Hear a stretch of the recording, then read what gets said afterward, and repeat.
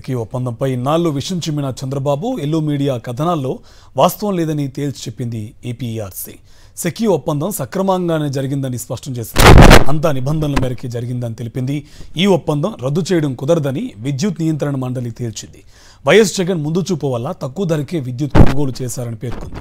అదే రాష్ట్ర చరిత్రలోనే కారు చౌక ఒప్పందమని 25 ఏళ్ల ముందు చూపుతో ఖజానాకు 1,10 కోట్ల రూపాయలు ఆదా అవుతుందని తెలిపింది. రైతుల అవసరాలను దృష్టిలో పెట్టుకుని దూరదృష్టితో కేంద్ర ప్రభుత్వ సంస్థ సెకీతో కారు చౌకగా యూనిట్ ₹2.49కే సౌర విద్యుత్ కొనుగోలు ఒప్పందం కుదుర్చుకోవడం ద్వారా 1.10 లక్షల కోట్ల రూపాయలను ఆదా చేసి సంపద సృష్టించే దిశగా వైఎస్ఆర్సీపీ ప్రభుత్వం అడుగులు వేసిందని ఆంధ్రప్రదేశ్ విద్యుత్ నియంత్రణ మండలి సాక్షిగా రుజువైంది. గత ప్రభుత్వ హయాంలో సెకీతో జరిగిన ఒప్పందంలో ఎలాంటి లోపాలు లేవని ఏపీఈఆర్సీ క్లీన్ చిట్ ఇచ్చింది.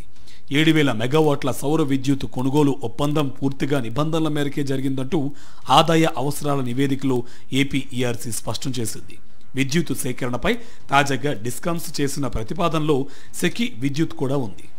2025-26లో సెకీ నుంచి 4,000 మెగావాట్ల సౌర విద్యుత్ను తీసుకోవడానికి అనుమతించాల్సిందిగా ఏపీఈఆర్సీని డిస్కామ్లు కోరాయి. దీనిపై స్పందించిన కమిషన్ సెకీ విద్యుత్ ఒప్పందంపై తాజాగా పూర్తి స్పష్టత ఇచ్చింది. సెకీ నుంచి తీసుకునే 7,000 మెగావాట్లలో ఈ ఏడాది 4,000 మెగావాట్లను విద్యుత్ సేకరణ ప్రణాళికలో చేర్చకపోవడానికి కమిషన్కు ఎటువంటి కారణం కనిపించడం లేదని ఏపీఈఆర్సీ పేర్కొంది. ఇక సెకీ నుంచి విద్యుత్ సేకరణ ప్రణాళికలో ట్రేడింగ్ మార్జిన్ తగ్గించడంపై జరిగిన చర్చలను కూడా మండలి ప్రస్తావించింది. సిఈఆర్సీ 0.7 పైసల ట్రేడింగ్ మార్జిన్తో టారిఫ్ను ఇప్పటికే ఆమోదించిందని, అందువల్ల దానిపై కమిషన్ ఇప్పుడు వ్యాఖ్యానించదని తెలిపింది. అంటే గత ప్రభుత్వం కుదుర్చుకున్న ధర యూనిట్ ₹2.49కే సెకీ నుంచి విద్యుత్ తీసుకోవాల్సి ఉంటుందని పేర్కొంది. ఈ నేపథ్యంలో సెకీ లాంటి పిఎస్ఏ ఒప్పందాలను కొందరు డిమాండ్ చేస్తున్నట్లుగా సుమోటోగా కమిషన్ రద్దు చేయలేదని తేల్చి చెప్పింది. కాబట్టి ఈ ఏడాది ఏప్రిల్-అక్టోబర్లో విద్యుత్ సేకరణకు డిస్కామ్లు కోరిన ప్రణాళికలో సెకీ విద్యుత్ను చేర్చడానికి కమిషన్ మొగ్గు చూపుతున్నట్లుగా ప్రకటించింది. సెకీతో గత ప్రభుత్వం కుదుర్చుకున్న సోలార్ విద్యుత్ ఒప్పందంలో భారీ అవినీతి జరిగిందని, అదాని 1,750 కోట్ల రూపాయల లంచం ఇచ్చారని, అంతర్జాతీయ స్థాయికి అవినీతి చేర్చారని పేరుకే సెకీ ఒప్పందం అదానితోనే ISTS ఛార్జీలు కట్టాల్సిందే. జుగల్బందీలు రాష్ట్ర ప్రజలపై లక్షల కోట్ల రూపాయల ఆర్థిక భారం. ఇలా చిలువలు పలువులుగా దున్నపోతు ఈనిందంటే దూడను కట్టేయండి అన్నట్టుగా ఎల్లో మీడియా టీడీపీ కూటమి నేతలు సాగించిన దుష్ప్రచారం పూర్తిగా అవాస్తవమని దీన్ని బట్టి తేలిపోయింది. కేవలం మాజీ సీఎం వైఎస్ జగన్మోహన్ రెడ్డిపై బురద జల్లడమే ఏకైక లక్ష్యంగా బరితెగించినట్టు వెల్లడైంది. అంతర్రాష్ట్ర విద్యుత్ సరఫరా ఛార్జీలు మినహాయించి యూనిట్ ₹2.49 చొప్పున విద్యుత్ను సరఫరా చేస్తామంటూ కేంద్ర ప్రభుత్వ సంస్థ సెకీ తనకు తానుగా 2021 సెప్టెంబర్ 15న రాష్ట్ర ఇంధన శాఖ కార్యదర్శికి లేఖ ద్వారా ప్రతిపాదించింది. ఈ నేపథ్యంలో యూనిట్ ₹2.49 చొప్పున 7,000 మెగావాట్ల సౌర విద్యుత్ను 25 ఏళ్ల పాటు సరఫరా చేసేలా సెకీతో రాష్ట్ర ప్రభుత్వం ఒప్పందం చేసుకుంది. ఈ ఒప్పందాన్ని 2021 నవంబర్ 11న ఏపీఈఆర్సీ కూడా ఆమోదించింది. 2003 విద్యుత్ చట్టం ప్రకారం సెకీ ఒప్పందాలకు ఏపీఈఆర్సీ అనుమతించింది. నిజానికి సెకీ నుంచి గతేడాది సెప్టెంబర్ నుంచి విద్యుత్ కొనుగోలు మొదలవ్వాల్సి ఉంది. తొలి ఏడాది 2024లో 3,000 మెగావాట్లు, 2025లో మరో 3,000 మెగావాట్లు, 2026లో 1,000 మెగావాట్ల చొప్పున మొత్తం 7,000 మెగావాట్లను రాష్ట్రం తీసుకుంటుందని ఒప్పందంలో ఉంది. టీడీపీ కూటమి ప్రభుత్వం 4,000 మెగావాట్లను ఈ ఏడాదే తీసుకుంటామంటూ ప్రతిపాదించింది. అంటే ఇన్నాళ్లు తాము చెప్పినవన్నీ శుద్ధ అబద్ధాలని, కల్పిత కథనాలేనని కూటమి ప్రభుత్వం ఒప్పుకున్నట్లయింది. సెకీ నుంచి కారు చౌకగా విద్యుత్ కొనుగోలు ఒప్పందం ద్వారా గత ప్రభుత్వం ఏడాదికి 4,400 కోట్ల రూపాయలు ఆదా చేసింది. ఈ లెక్కన 25 ఏళ్లలో 1.10 లక్షల కోట్లను ఆదా చేయడం ద్వారా సంపద సృష్టించింది. అదే చంద్రబాబు హయాంలో 2014-19 మధ్య సౌర విద్యుత్ యూనిట్ సగటున 5.90 చొప్పున కొనుగోలు ఒప్పందాలు చేసుకున్నారు. సెకీ నుంచి కొనుగోలు చేసిన దానికంటే యూనిట్ ₹3.41 అధికంగా కొన్నారు. దీనివల్ల ఏడాదికి 3,500 కోట్ల రూపాయల చొప్పున 25 ఏళ్లలో 87,500 కోట్ల రూపాయల భారం ప్రభుత్వ ఖజానాపై పడింది. మరి 25 ఏళ్లకు 1.10 లక్షల కోట్లను ఖజానాకు ఆదా చేసి సంపద సృష్టించిన వైఎస్ జగన్ గొప్ప, లేక 87,500 కోట్ల రూపాయల ఖజానాపై భారం వేసి సంపదను ఆవిరి చేసిన చంద్రబాబు గొప్ప? గాడి తప్పిన విద్యుత్ రంగాన్ని చక్కదిద్దేందుకు వైఎస్ జగన్మోహన్ రెడ్డి ప్రభుత్వం ప్రణాళికబద్ధంగా చర్యలు చేపట్టింది. వ్యవసాయానికి ఉచితంగా వివిధ వర్గాలకు రాయితీతో విద్యుత్ సరఫరా అందించింది.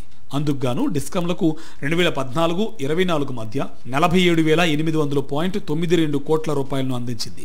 2014-19 వరకు టీడీపీ సర్కారు 13,255.76 కోట్ల రూపాయలను మాత్రమే సబ్సిడీ చెల్లించింది. రైతులకు ఉచిత విద్యుత్ బకాయిలను 8,845 కోట్లు ఇవ్వకుండా ఎగవేసింది. దానిని కూడా వైఎస్ఆర్సీపీ ప్రభుత్వమే చెల్లించింది. 2019-2023 మధ్య వైఎస్ జగన్ ప్రభుత్వం 2 లక్షల పైగా వ్యవసాయ డిస్ట్రిబ్యూటరీ ట్రాన్స్ఫార్మర్లు మంజూరు చేసింది.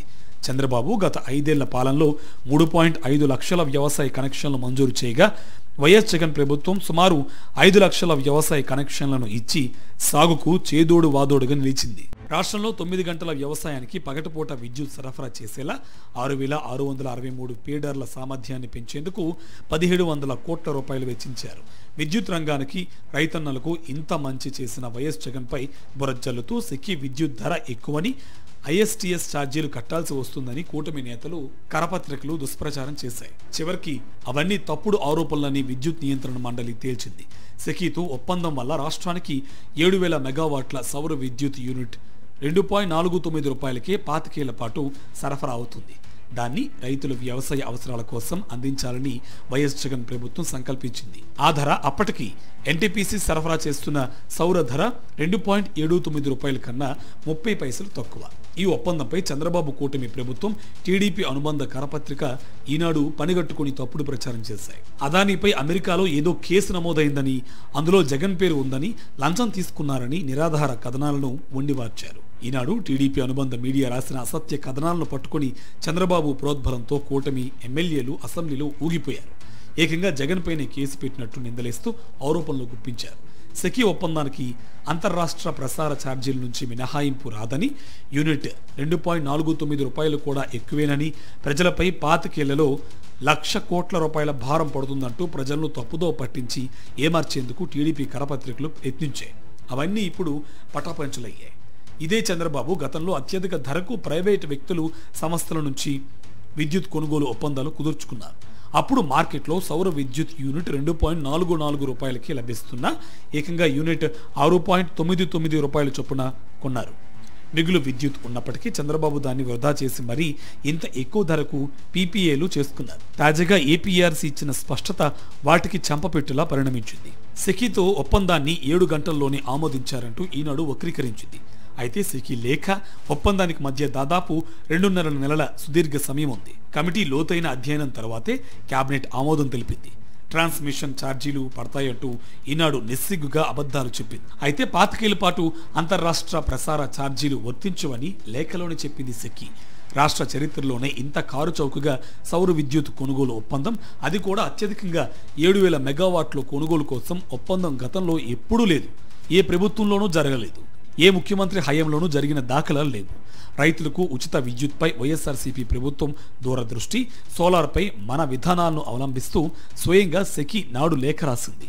సరఫరా ఛార్జీల భారం లేకుండా అత్యంత చౌకగా కరెంట్ అందిస్తామని సంసిద్ధత తెలిపింది. ఎవరు మాత్రం దీన్ని కాదంటారు?